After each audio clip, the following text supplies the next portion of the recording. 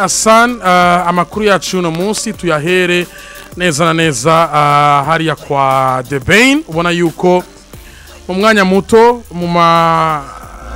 muto cyane The Bane azobashitse ku kibuga c'indege Melchior Ndadaye aje mu giteramo Hassan gikomeye azo ari kumwe na Big Fizzo azo ari kumwe na Sat B.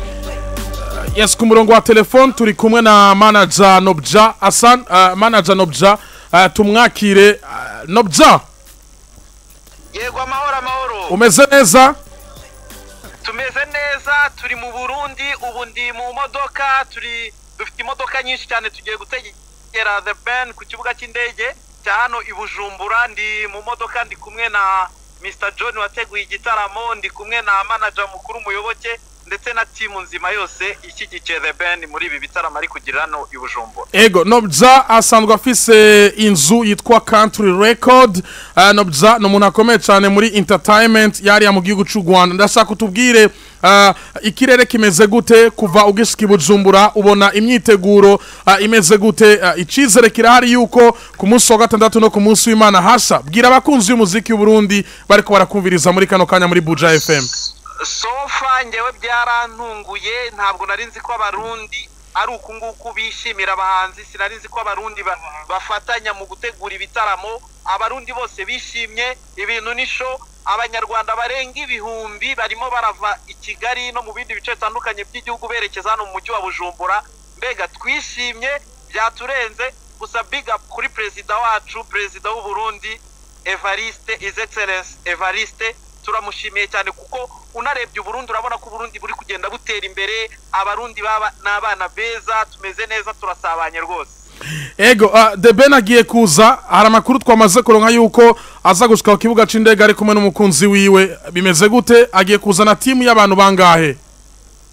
Aje na timu nini ko The Bane ni umuhanzi munini, n'umuhanzi international of course. Afite timu imwerekeje ishyika mu bantu 100, bamwe banyuze mu ndege abandi banyuze hasi. Of course azanye na Pamela umukunzi we, n'indi timu nyine ya management yiwe kuko The Bane management ye igizwe n'abantu benshi cyane. So ntekereza ko ibintu biza kuza kugenda neza, ahubwo nanaguha manager Muyoboke. Ego, uzi The Bane niwe wa producinze The Bane bwa mbere, niwe wamufashije cyane, nawe turi kumwe kandi nawe ari muri timu yiwe kugira ngo nawe agire ikintu abwira abakurikiye Buja FM. Yes, manager Alex. Yes, manager. Yes. Umeze neza? Yes. Ego umeze neza. Ego, tuguha ikaze muri Buja FM, tuguha ikaze muri Hit Connection. Murakoze cyane aho ni mu rugo. Ku munsi w'ejo nabonye uri kumwe na Big Fizzo, ubona yuko mwari mwishimye, mwiteguriye igiteramo. Bimeze gute ku ruhande rwa manager? Igiteramo kibona gute? Muri ko mucitegura gute? Mugiye kwakira The Bane, umwuka umeze gute muri kano kanya? Murakoze cyane. 2017 naje hano, 2018 ndagaruka nzanye Farias muri Rontier. Ubwa mbere nazanye Serena Nina. Abarundi sinzi biba byashobokera mwese nkazabaye nka iwacu umuntu anezerewe agabira. Ariko numva nayigabira umukuru w'igihugu ikazabageraho mwese kubera yuko uyu mutekano aya mahoro abantu kuntu banezerewe ni ibintu dukwiriye gushimira Imana, tukashimira n'umukuru w'igihugu His Excellence Neva, uko ni ibintu ngiye ku mutima wanjye numva byankoze ahantu. Ndabizi naho Bane yarishimye, tugeze kuri aeroport tutegereje Bane kugira ngo azari nyuma y'igihe kirekire cyane ashaka kuzina hangaha bikanga. But this is the right time. Umahoro ngana gutya uburyo abantu baza kunezerwa bakaza kubona Bane bo bari bategereje ari benshi mu ndirimbo zose bagiye bakunda. So Farias rero twari turi hamwe. Farias ni mukuru wa Bane, dukora indirimbo yitwa Bazurabyuka na Tom Close. Icyo gihe The Bane yarakiramo na Tom Close nje bamanaginga bose, ariko yaranezerewe ku buryo n'ubu ngubu bakimwibuka amwita mukuru wanjye.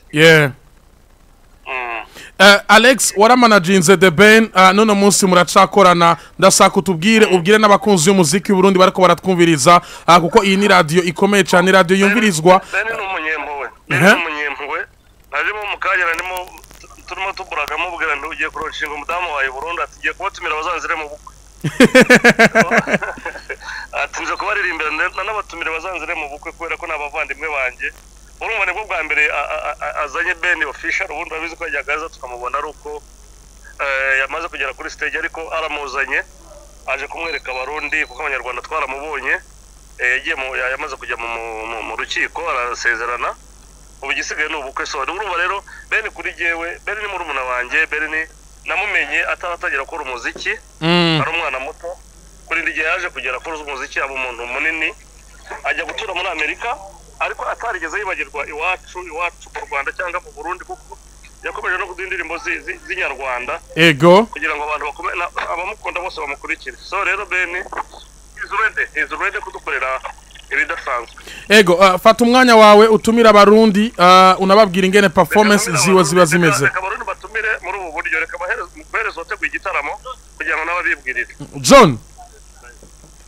mwiriwe neza mwiriwe umeze neza yego turaho imyiteguro bimeze gute tumira abantu kugira ngo bazosidukane n'iyonga nagomba ntangure ndagushimire wowe Amipro ndashimire n'abari kutwumviriza yego ndarabatumira mu giteramo cyacu ndarabamenyesha ko umuririmbyi wacu Ben mu minota mike turaba turi kumwe mu Burundi ndanabatangariza ko turi buzunguruke igisagara cya Bujumbura aramutse Burundi baza kuba bari hafi y'amabarabara amwe twahisemo kugira ngo turamuse abarundi aberekewe uko anezerewe no kuba mu Burundi yego ategure kubateramira ku matariki ya vuba cyane tariki 30 n'itariki hari abantu batanga ikindi duse kinini twababwira atari kubatumira turifuza ko muza mukadufasha gushigikira umuririmbyi wacu dukunda rero Ben tukamwitaba tukamugaragariza igiteramo cyiza cyane hari abantu batangiye kubaza amatike araza kugurishwa nimba atangura kugurishwa aragurishirizwa he